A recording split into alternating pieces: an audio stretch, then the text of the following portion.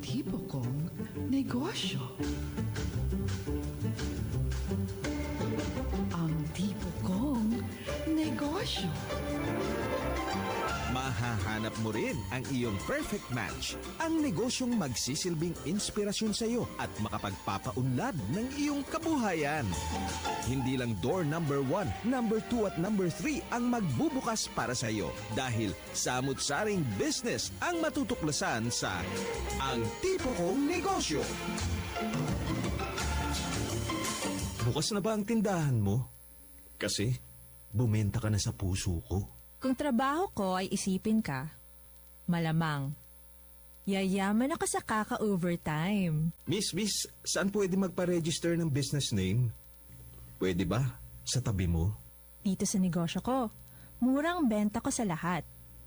Dahil, sa'yo lang ako magmamahal. Ang tipo kong negosyo.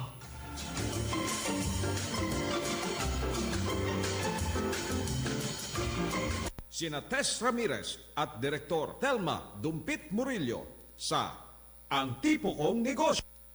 Good morning! Magandang umaga po ng Biyernes sa inyong lahat. Welcome sa programang ito, Ang Tipo Kong Negosyo sa inyong himpilan, DZRB Radyo ng Bayan, 738 kHz sa inyong talapitan. Na napapakinggan din po sa aming kapatid na himpilan, ang DWBR-FM 104.3 MHz. Ako si Tess Ramirez at ang aking partner from DTI, ang napakaganda at napaka-sexy, walang kupas, si Director Telma Dumpit Murillo. Hi, Director Telma. Good morning. Good morning, partner Tess. At syempre sa lahat ng ating mga suking taga-subaybay, welcome po sa programa, Ang Tipo Kong Negosyo. Isang oras na naman po tayo magkakasama. At partner, na-miss ka namin last week ba yun? Wala ka? Nung nakaraang Friday lang. Oo nga, last week. Last Friday. Anyway, kung ano man yung ginawa mo, sana yung nag-enjoy ka. Ayan, Partner, okay. Hello, natatawa Ma'am ka Telma. ba? Bakit merong pregnant pause? Ayan, medyo hindi ko kayo naririnig eh. Ay, ganun ba? Ayan, okay na. Kaya pala hindi ka makareact doon sa mga sinasabi Thank you, ko. Kuya Rene. Ayan, ang ating engineer. Oh, tawagan na lang ako ulit. Gusto mo? Oh, okay na? Maganda yung ating paksang pag-uusapan ngayon sapagkat ito'y tungkol sa pagkain. Talagang bubusugin tayo, ha? Totoo yan. At syempre, pagkatapos mag-Christmas shopping, iisipin na kung ano ang Christmas Eve menu. At para dun sa mga hindi naman talaga kumakain kasi gabi na, yung gusto nila light lamang, pika-pika ang ating suggestion sa kanila sa umagang ito. Yes, pika-pikang pang-Christmas party. Oo, hindi yung nakakapika ha. Iba yung nakakapika sa pika-pika na pagkain. Ayun. So, yan ho yung aming ihahatid sa inyo kung ano ba yung mga pwedeng kainin nang hindi kayo tataba masyado ngayong holiday season. Kasi yung iba, figure nila ang iniisip, di ba? Ayaw nila ng magpakataba sapagkat ang panahon daw ng Kapaskuhan o kapag ganitong Desyembre ay nadaragdagan yung kanilang timbang, bigat. Correct. So, samahan niyo po kami until 9 in the morning. Meron tayong 11 minutes makalipas ang alas 8 ng umaga. In the mood, in the mood, sulyap. In the mood. Diretso na tayo sa ating first segment. Nasa line na ating makakausap, Director Telma. Kay Ma'am Telma. Anyway, nasa line na ho. Ang Department of Trade and Industry Region 3, OIC, ng National Industry, o siya ang National Industry Cluster Coordinator ng DTI Region 3, si Ma'am Judith Angeles. Ma'am Judith, magandang umaga. Good morning. Kumusta po kayo?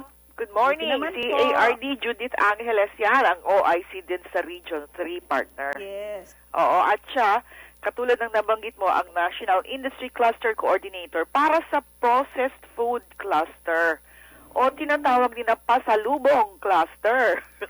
Alam mo naman, mahilig tayo sa pasalubong, lalo na yung mga ating mga balikbayan. So, good morning and thank you for joining us, Yes, ARD Judith. Good morning din, and thank you for giving us this opportunity. Yes. Unang-una, ano ba itong sangkap o komposisyon ng processed food cluster? Actually, ang processed food cluster, isa ito sa pinakamalawak na industry cluster, no? Dahil napakadami niyang segment. Halimbawa, processed fish, merong sweets and delicacies, merong condiments, merong beverages, merong fruits and vegetables, merong rice-based, at meron din. Napakalawak pala nga ano. Oo. At ilan-ilang kumpanya o korporasyon dito lamang sa sakop nyo sa Central Luzon ang bilang?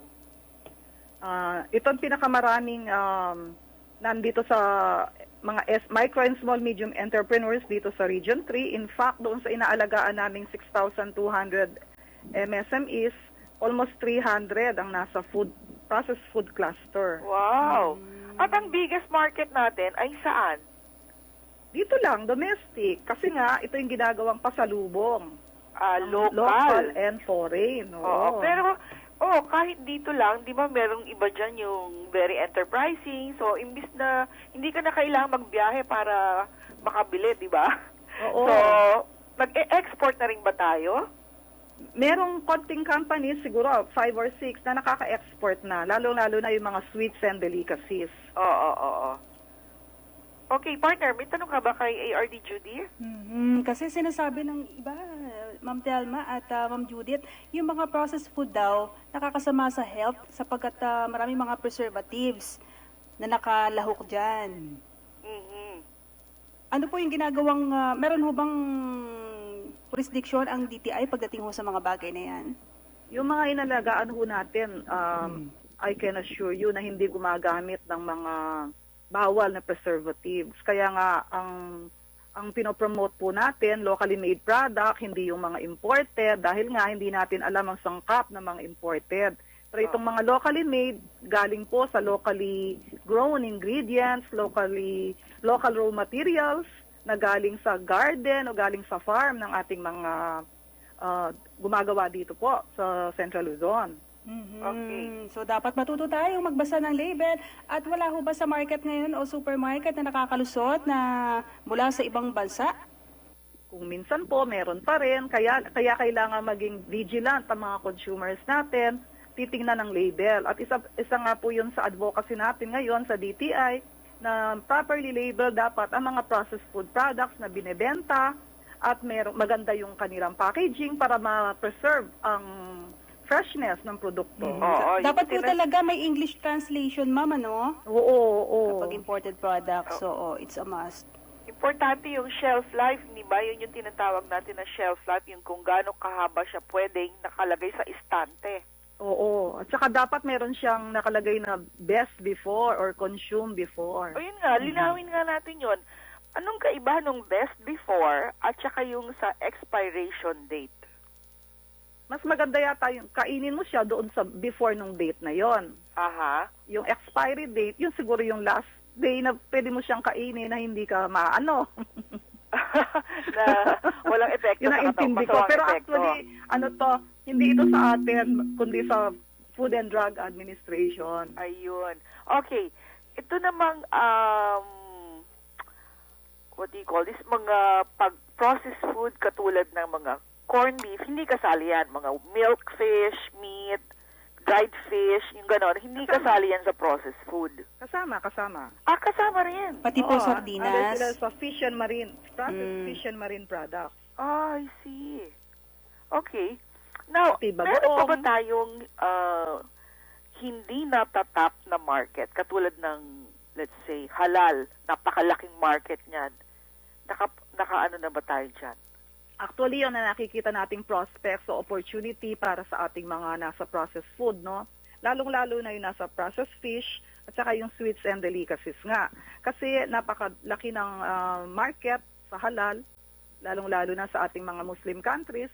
Hindi lang yung mga foreigners, kundi pati yung mga ating mga Filipino Muslim friends, no, na nasa ibang bansa.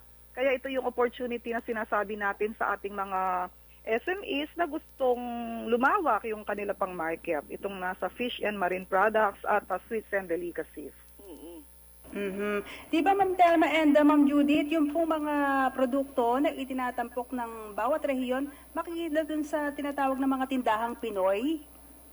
Oo, actually meron yung isang tindahang Pinoy, yung nasa Luzon, ay nandito sa amin, nasa Clark, no? Katabi siya ng mga duty-free shops sa Clark.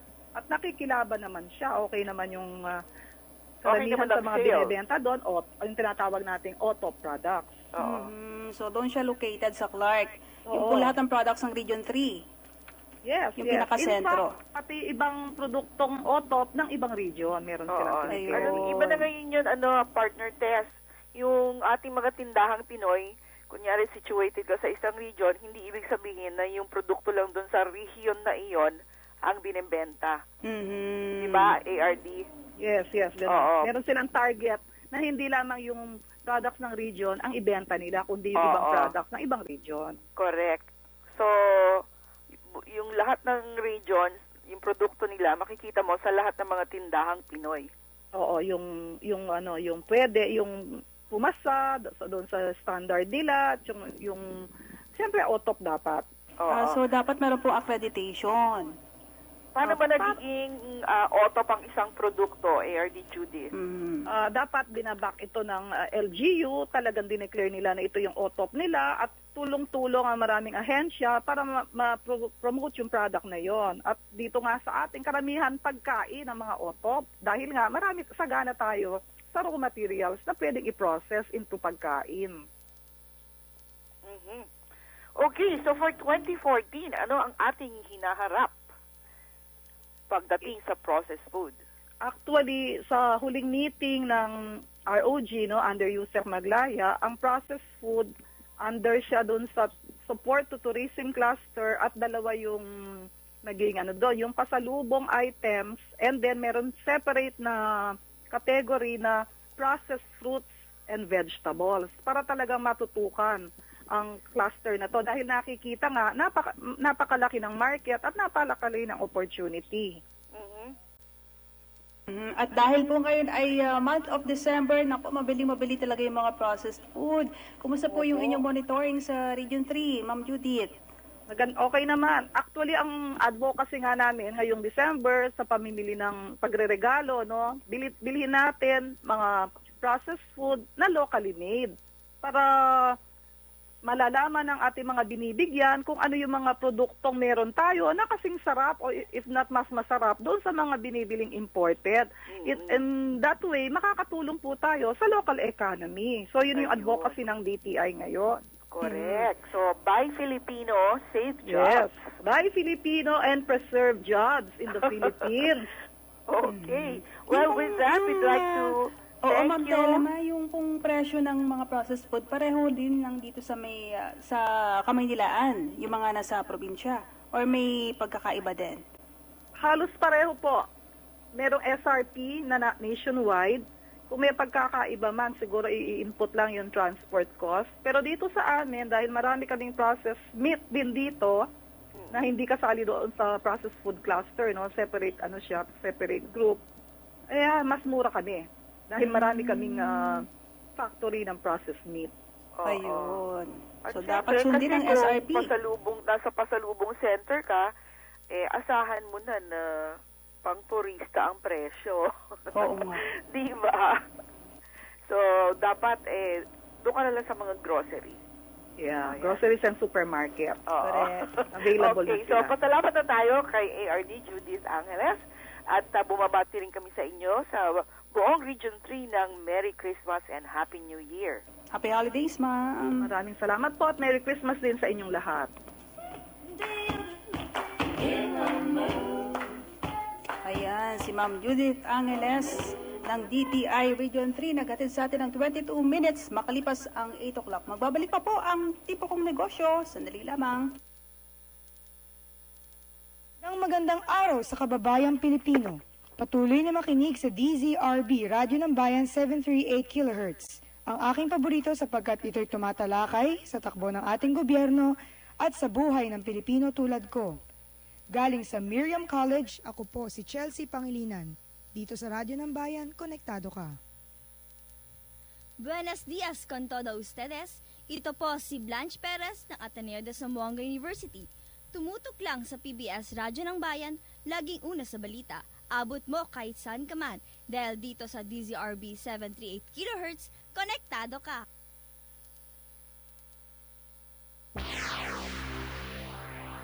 Ngayon, mapapakinggan na ang PBS Radyo ng Bayan saan mang panig ng daigdig. Sa pamamagitan ng internet, mag-log on lamang sa www.pbs.gov.ph. I-click ang Radyo ng Bayan Live o kaya sa www.pinoywebcaster.com. I-click lamang ang Listen. Worldwide na ang PBS Radyo ng Bayan, ang radyo ng bayan. Ang tipo kong negosyo. Sina Direktor Thelma Dumpit Murillo at Tess Ramirez sa Ang Tipo Kong Negosyo. First time mo?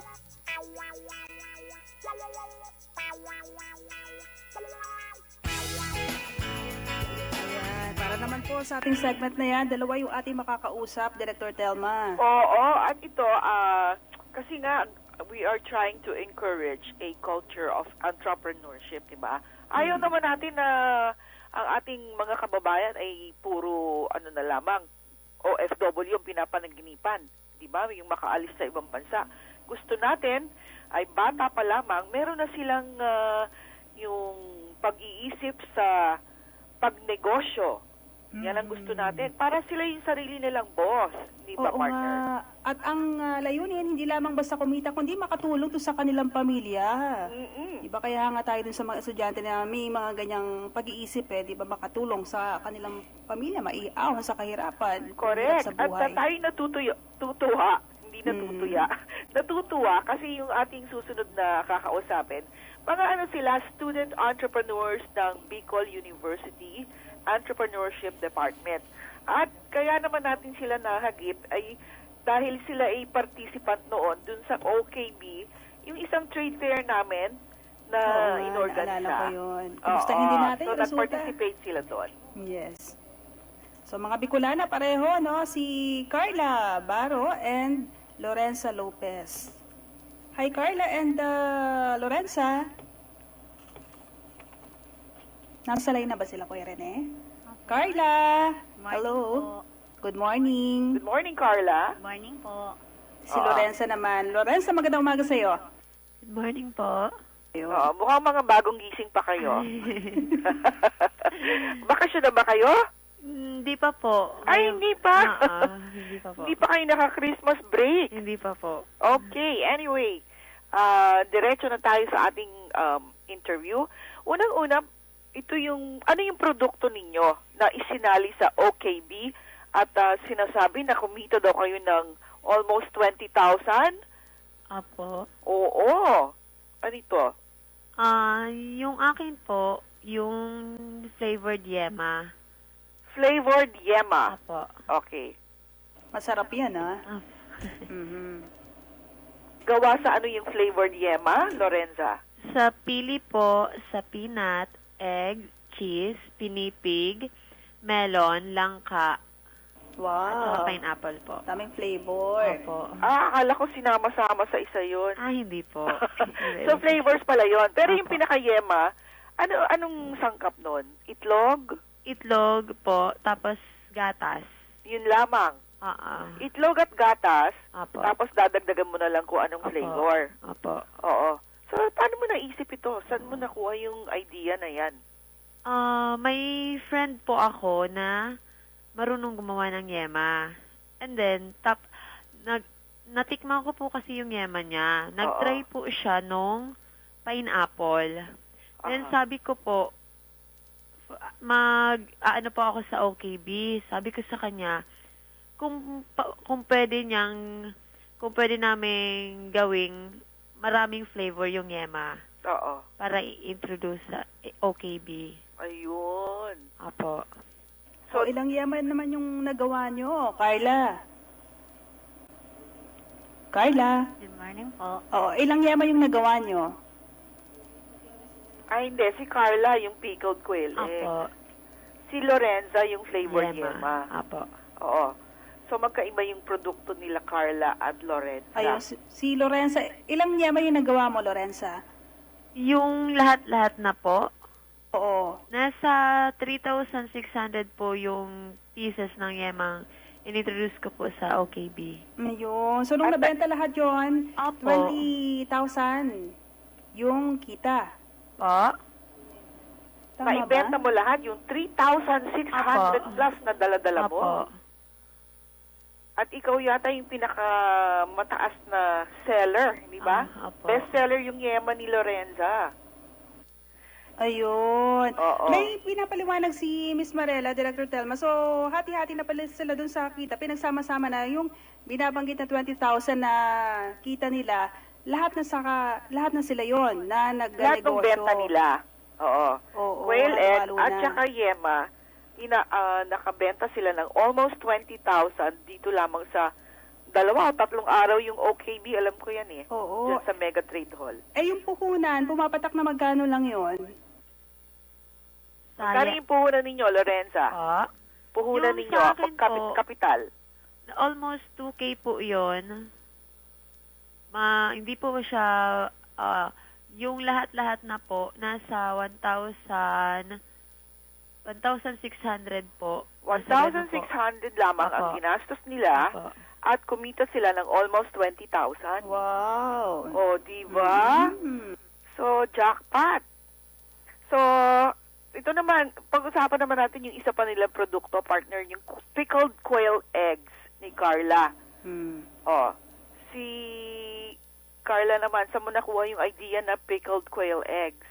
Ano po, nakita ko kasi siya sa Discovery Channel na nasa States na merong commercialized na pickled chicken egg. Kaya nagkaroon ako ng idea na gawin ko rin kaya, pero ang gamit na egg, yung quail egg. Oo. Quail egg is yung itlog ng pugo, no? Opo. Ng ibon na pugo. Itlog ng pugo. Masarap yan. Oo, masarap din yan. Lasa yung itlog.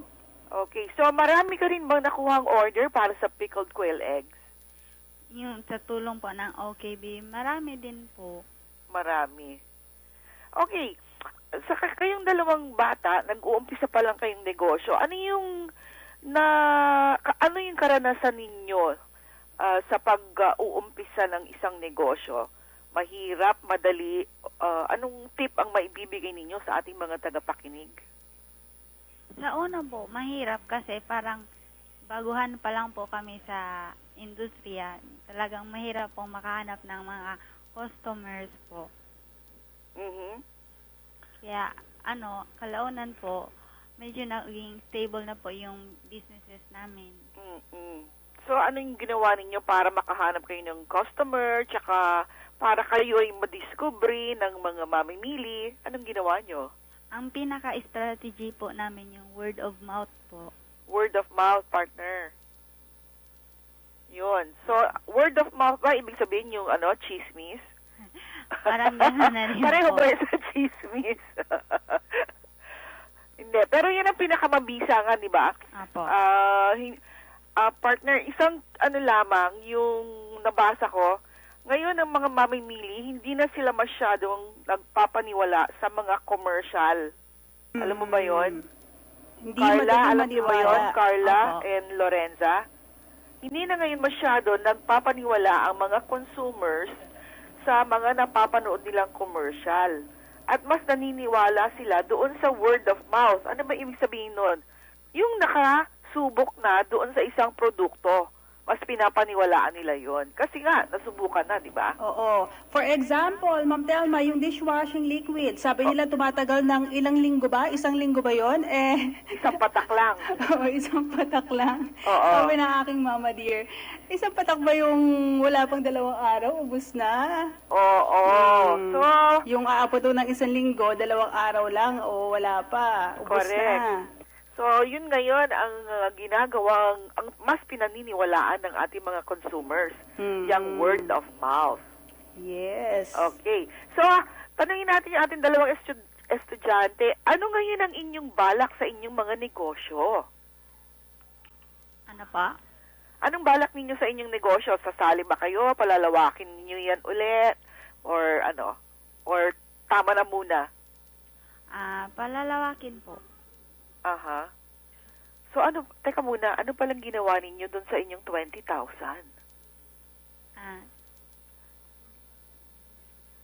Nag-shopping ba kayo? Ano po? Para pinag-iisipan pa nila kung ano yung sasabihin. Oo, baka nakikinig daw magkaiba si sila ano ng sasabihin. Baka nakikinig daw si Commissioner Kim Enares. Pag interesan pati yung 20,000 nila. Oh. Anong ginawa niyo dun sa inyong 20,000? Bali, dinivide po yung sa part namin. And then, sa akin po, dinagdag puhunan ko din po sa business practicum po namin ngayon. Ayun. At kailan kayo mag-graduate? This March po. Sa March na, sa mga seniors na pala kayo. Apo. Wow. At saan nyo balak, balak nyo magtrabaho o magtayo ng negosyo? Ako po, nasa ko na po na talagang magne-negosyo po ako after. Very good. Okay. Dapat ipagpatuloy mo yan kasi maganda yung simula. Pero first time nyo talagang dalawa na mag-join sa OKB ng DTI? Opo, first time po namin yun. Ayun. Pwede pa silang sumali ulit, Ma'am Telma? Oo naman, pwede. Wala kahit po nanalo na. pipigil. O kahit naka-join na. Yes! Marami nga dyan eh. Usually kasi, pag ikaw ay sumasali sa isang trade fair, may tinatawag na incubation period of 3 to 5 years. Yun. So kung ikaw ay maganda na yung iyong benta dyan sa mga local trade fairs or provincial, pwede ka na ma-elevate dun sa susunod o yung mas mataas na fair dun sa hierarchy, which is pwedeng regional. After the regional, pwede ka nang sumali dun sa international. Ayun. So, magandang pagkakataong ito, no? Para maipakita nila yung kanilang kahusayan sa pagnenegosyo. Pero kung sakaling maulit-ulit yung pagsali nyo, Carla and Lorenza, iibahin nyo ba yung produkto or ito pa rin quail egg tsaka flavored yema pa rin? Hindi po namin iibahin. Kung dadagdagan pa po namin. Oo. Dagdagan. Dagdagan po. Oo. Kasi, bakit nyo iibahin kung Doon ayun naman sila ang mabenta? Oo nga. Diba? So, dadagdagan lang para may variety. Kasi mga tao din, mga salawahan eh. Diba? Madali magsawa. Okay. So, ang iingatan lang natin, Lorenza and Carla, yung kalidad ng ating mga produkto. Huwag pababayaan yan. Kasi baka yan ang maging dahilan para kayo ay iwanan ng inyong customer. Nga. And yung payo naman ninyo sa kapwa nyo mga mag-aaral ngayon, mga estudyante na gusto ring sumunod sa inyong yapak. Sa una, huwag kayong, pag may nakikita kayong parang mahirap, gumawa kayo ng paraan para maging madali ito. Huwag kayong susuko ng basta-basta kung marami lang naman ang paraan. Yun lang po. Ayan. At sino ba yung nagsalita? Si Carla po. Carla. O si Lorenza naman. Ano yung tip niya? Ako po, ang payo ko po, huwag panghinaan ng loob, go lang lagi ng go. Kahit ano pong opportunity, grab lang po ng grab. Yun po. Wow! Go ng go, at saka grab lang ng grab. Grab ng grab. GG. Ayun. Okay. So, nakakatuwa, itong dalawa na ito. Pala, after the OKB, nagbebenta rin ba kayo? Kahit na, Opo. Ako po. So tuloy-tuloy. Opo. So, all year round pala yung kanilang, partner. Best of friends ba kayo? Opo. Baka mamaya sa mga susunod na taon pa, mag-put up kayo ng business na meron ng pangalan nyo, di ba? At partner talaga kayo sa business. Opo. Ganun nakakahantungan. At yung plano nyo, ganun talaga. Ayun, good luck sa inyong dalawa. Ano naman ang yung sinabi ng inyong mga parents? Siyempre po, proud po sila sa akin nalabasan ng namin po sa OKB. Oo.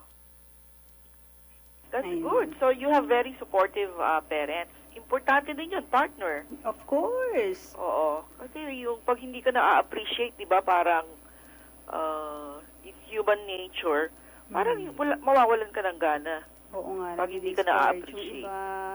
Mm-mm. Oo. So, good luck mga future successful entrepreneurs, Carla and Lorenza. Thank you po. Thank you po. Merry Christmas! Merry Christmas din po.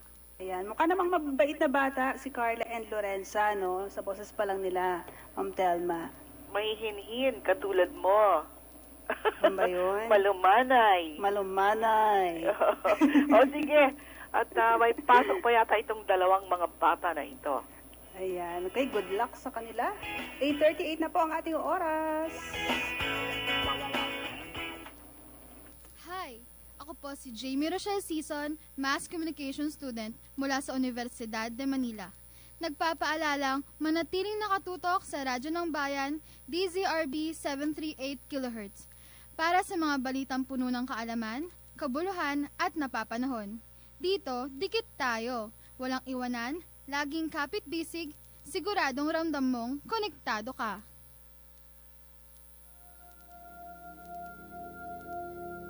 Alam niyo ba ang matandang kasabihan na kung ang kayamanan ay naglalaho na parang bula, ang karunungan ay tataglayin mo hanggang sa iyong pagtanda.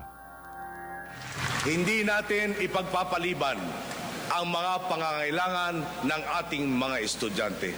Kaya't sisikapin nating punan ang kakulangan sa ating mga silid-aralan. Dekalidad na edukasyon, kabilang ang edukasyong bokasyonal para makapaghanap ng marangal na trabaho ang hindi makapagkolehiyo. Si Pangulong Benigno Simeon Aquino III.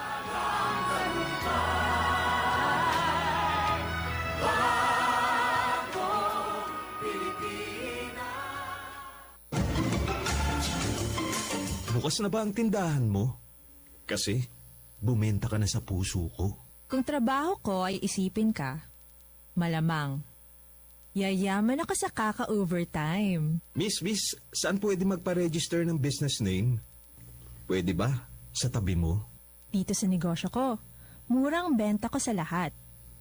Dahil, sa'yo lang ako magmamahal. Ang tipo kong negosyo. Sina Tess Ramirez at Direktor Telma Dumpit Murillo sa Ang Tipo Kong Negosyo. We're back para naman po sa segment ito. Maging produkto ka man. Ayan, Ma'am Telma. Yes. And we are back para sa segment na maging produkto ka man. Teka muna, kanina quail eggs yung pinag-uusapan natin, di ba? Ngayon naman, flavored salted egg. Ano ba? What's with the egg? Itlog pa rin ang pag-uusapan. Kanina, itlog ng pugo. Oo. Ngayon? Itlog ng pato. O manok. Ano ba to? What else? What's with the egg? Anong egg? Oo, yung salted egg. Salted. Pato. Itlog ng pato. Duck egg yan pag salted egg, di ba, partner? Oo. Ano kaya yung susunod? Itlog nino? Ay, ng ano? Ano ba to? Sige. So, salted egg naman. Alam mo, partner, masarap ang salted egg, di ba? Kasama ng yung sa tosilog, longgalog. Sa lugaw. Kahit sa lugaw, Lugaw? Nilalagyan na itlog ang lugaw. Hindi pala, yung sa bibingka. Bibingka. Galapong. O kahit yung sa cake, di ba? Anong cake? Maraming mailalahok ng maraming magagawa na pagkain na may kasamang itlog.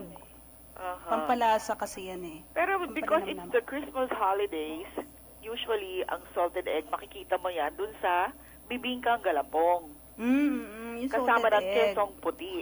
That's right. Oo.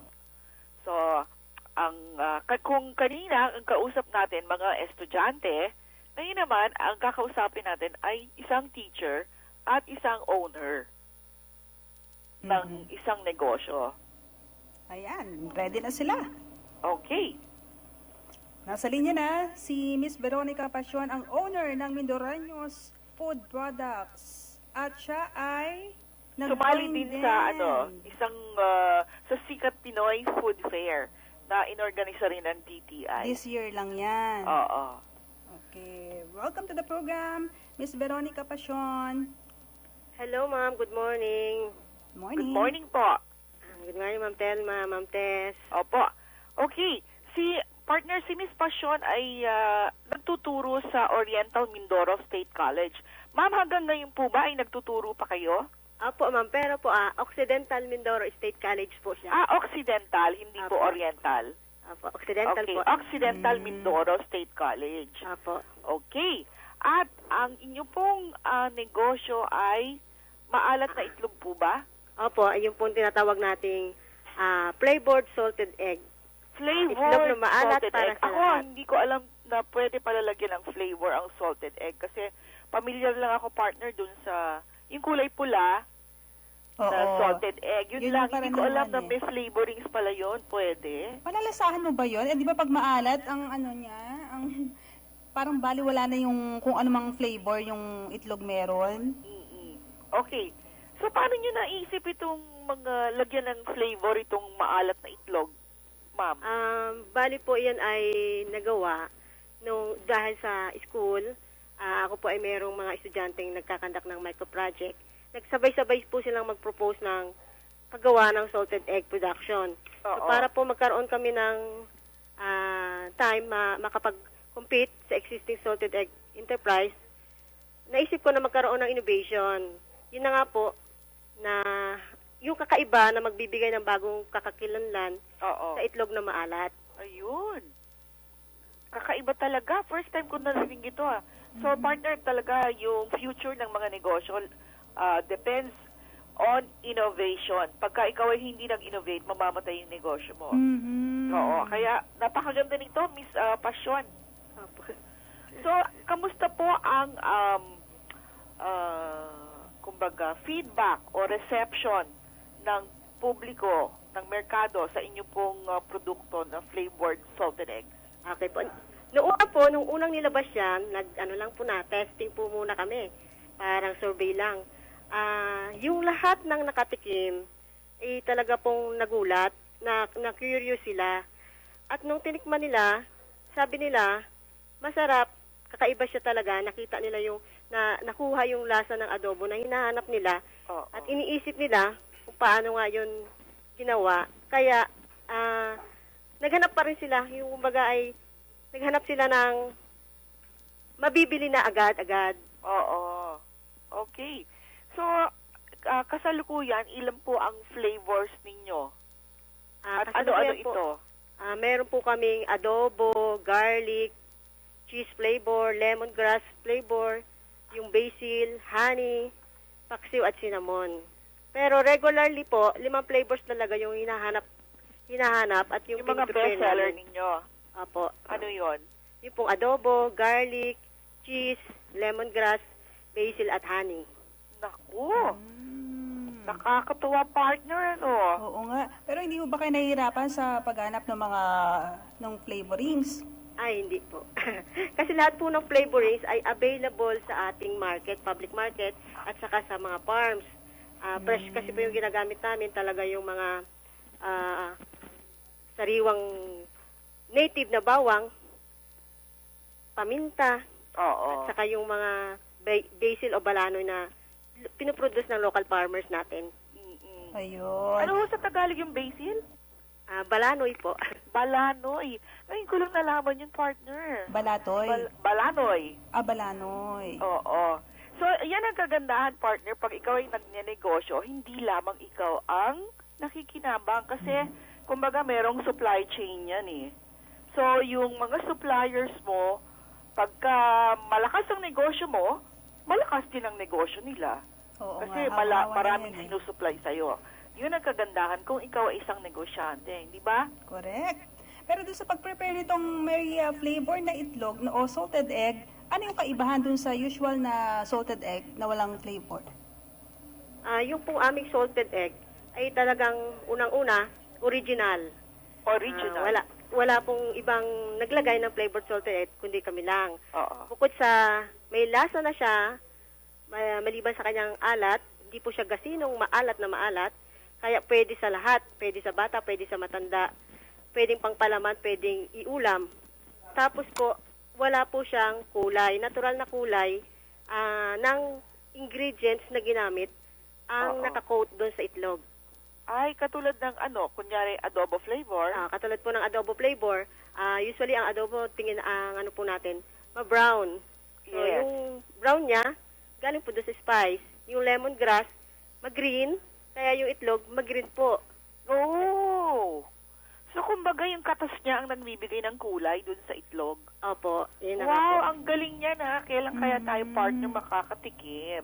Dapat i-experiment muna natin ito, Ma'am Telma. Oo. Siguro may sekreto rin yung ultimo yung duration ng pagbabad sa iba't ibang flavor. Gaano katagal po? At para-pareho lang po ang duration na ginagawa namin doon sa flavor salted egg. So, 15 days, kasabay po doon sa sa duration, yung pagbababad na ng brine. Ilang days? Ng spices. Oo. Kasama na dun sa brine, yung flavorings. Apo. Oo. So, pag na siya, ready. Apo. Pagkatapos po na mababad sa grace period o curing period na tinatawag namin, niluluto na po yun. Tama po ba yung narinig ko 15 days yung sinabi nyo? Apo. 15 days na nakababad siya sa brine. Apo. Bago pinapakuluan. Apo. Binuboil. Binuboil. Ganun lang kadali. Yun po supply natin ng duck eggs. Duck yung ginagamit po ninyo, no? Apo. Oo. Kamusta naman po yung supply ng duck eggs? Noong una po, talagang namumroblema kami. Kasi yung mga usual duck raiser, nakakumit na sila sa mga prominent balot producer dito sa amin. Oo. Pero nung nagpilit po kaming maghanap ng mga small farmers, tapos yun, inipon-ipon po namin yung kanilang mga produce. Oo. Yun po, ngayon po, hindi na po kami namumroblema.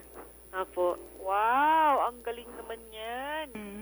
Siguro yung pamilya nyo po, katuwang nyo rin sa negosyong ito. Opo. Talaga po, lahat pati yung mga pamangkin, sila na po yung aking pinamamahala, maliban pa doon sa mga estudyante po namin na nasa katabing dorm. Katuwang po namin lahat ang membro.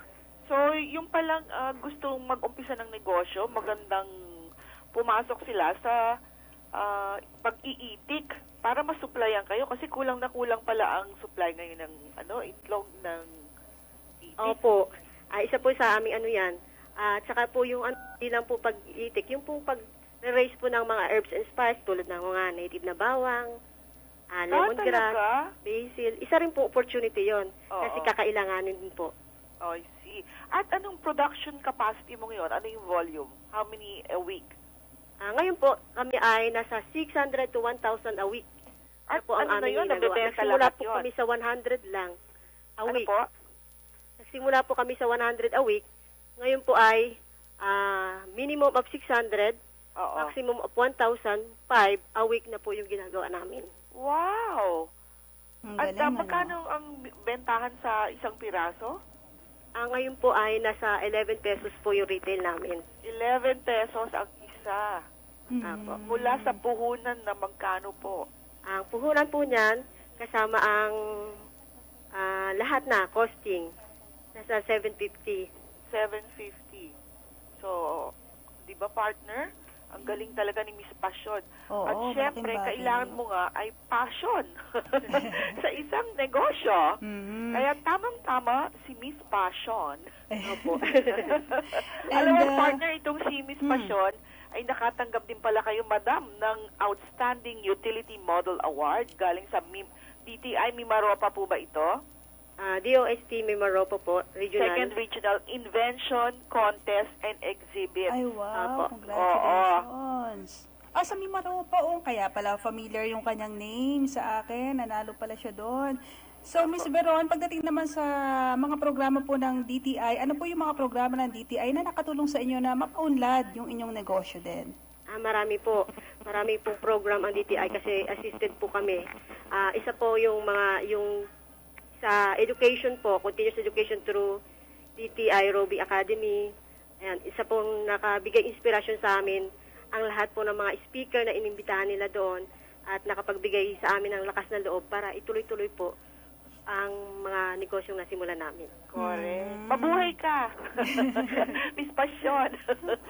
Oh, di ba? So, ano ngayon ang inyong Plano? Sa 2014, ano yung inyong plano? Yun po. Patuloy na pag-unlad ng aming negosyo. Continuous na pagninegosyo, dagdag pa po ng mga flavors na pwedeng ma-create. Oo. Tapos, another product po na pwedeng gawin maliban doon sa itlog na maalat na may connection po doon sa itlog. Oo. So, teka muna pala, di ba yung maalat na itlog po, yan ang linalagay sa bibingkang galapong? Sa bibingkang galapong, di ba? Opo. Yung linalagay, maalat na itlog. Opo. Oo, pwede rin siguro siyang innovation doon sa bibingka natin, kung flavored yung itlog. Opo. Sa kasaba kasaba cake, ganyan po. Pwede Tapos ba sa yun? puto. Salted egg? Opo. Sa cassava cake? Opo. Uy, hindi ko pa natitikman yun. Isa pa po yung yung fried rice, isa sa aming pinopromote para sa mga restaurant na rin. Meron silang panibagong innovation ng kanilang mga typical na tapsilog. Oo. Ganun po. Miss Veron, saan ba sila nag-distribute? Ayun, yung outlets ninyo. Oo. Okay. Kami po ay sa ngayon po, 2 bayan pa lang po yung nabibigyan namin. Meron po kami dito sa San Jose. Nakipag-tie up po ako sa isang kaibigan. May outlet po kami. May outlet din po kami sa eskwelahan. Yung sa income generating project naman ng eskwelahan. Tapos sa ibang bayan po. Yung mga na kumukuha sa amin, sila na po yung nagbebenta. Parang ako, manufacturer lang eh. Oo. Meron talagang pumupunta para meron pong gusto mag-order sa inyo. Saan po sila pwedeng kumontak? Kontakin lang po nila ako sa number ko, 0928-244-58247. O kaya po, sa eskwelahan, ang Occidental Mindoro State College. Oo. At dito po sa DTI San Jose. Ayun. Okay. So, Dito sa Metro Manila siguro, konti pa lang yung nagsusupply dito kaya kaya hindi pa natin natitikman yung kanyang produkto. Sana dapat yan po isa sa plano. Makapagbukas po dyan ng isang outlet. Correct. So ulitin natin yung number mo, 0928-244-5847 po. 5847. Okay, yan po ang telepono na pwedeng tawagan para doon sa gustong makipag-ugnayan kay Miss Veronica Passion. Ayan. Maraming salamat sa inyong oras, Miss Peron. Okay po, maraming salamat din po. Thank you po. Thelma Dumpit Murillo at Tess Ramirez sa Ang Tipo Kong Negosyo. Okay, 4 minutes na lang bago mag 9 o'clock.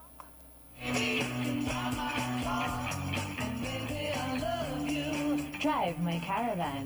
Ito na ang ating last segment. Ma'am Thelma. At para sa ating huling segment, ito po ang ilan ninyong maaring mga puntahan at abangan ng mga trade fairs at mga seminars. Unahin ko na itong sa Boac, Marinduque, ang Agro-Tourism Trade Fair. Ongoing pa po yan, dyan po sa DTI 4B.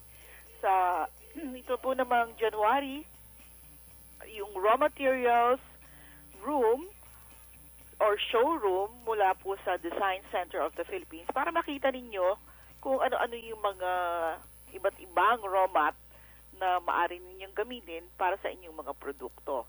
At meron din po tayong OJT program, Design Center pa rin yan, kung saan yung mga estudyante natin na gustong makita kung ano yung mga actual business operations on design. Yan, pwede po kayo mag-OJT sa Design Center of the Philippines. Ayan. And Director Thelma, bago tayo tuluyan magwakas. Yes. yung SRP sa mga Noche Buena products, saan ba yan makikita? Sa ang part ng groceria o mga supermarket para malaman ng ating mga consumers? Ay, nako, dapat ho ay nakapaskil yan sa mga poste malapit sa kahera. Diyan po, makikita Malapit ninyo. sa kahera. Oo, malapit sa Ayun. kahera para makikita ng ating mga mamimili kung yung presyo ay hindi lumalampas o overpricing. So, ang isa pa, yung ating paalala naman, yung mga namimili ng mga regalo ngayon, syempre, ingatan po natin yung bibili nating kahit na mura, may inaasahan pa rin tayong kalidad, hindi ba, partner? Yes, Oo. dapat lang. Lalo yung mga pangregalo sa mga bata. Correct. So, iwasan po natin yung mga merong toxic na mga substances. At yung may mga reklamo naman po, tumawag lamang po kayo sa 751-3330. Yan po ang DTI hotline. Alright. At dahil dyan, kami po'y nagpapaalam na. Partner, malapit na naman matapos ang isang taon, pero makikita pa tayo sa susunod ng Biyernes. Kailan tayo magkikita, Ma'am Telma? Kailan kayo paparito? Mamaya. Kailan ba yung Christmas party? Wala yata Christmas party. Wala. tapos Munting na. salo-salo lang sa bawat division. Ay, ganun ba? Ng O di, PBS. kung sino mag-imbita sa akin. Siyempre, Ganon. invited ka naman. Welcome ka naman kahit anong araw at oras. Oo. Kayo At pa. syempre, welcome na welcome ang ating mga taga-subaybay sa ating mga puso. So, hanggang sa susunod po ng Biyernes, magbabalik po kami ng aking partner. Samantala, ito po ang inyong lingkod, Telma Dumpit Murillo. Have a nice weekend and advance Merry Christmas. Happy holidays, Ma'am Telma. Have a nice weekend. And sa ngalan po ng lahat ng aming mga nakatuwang kay Miss Marjorie Posas, Marela Jem Castro, maraming salamat. At sa aming technical engineers, si Kuya Rene Itable and June Paladan. Ako po naman si Tess Ramirez. Nag-iwasan yung lahat ng isang magandang umaga. Have a nice weekend. Mag-ingat po kayong lahat. Bye!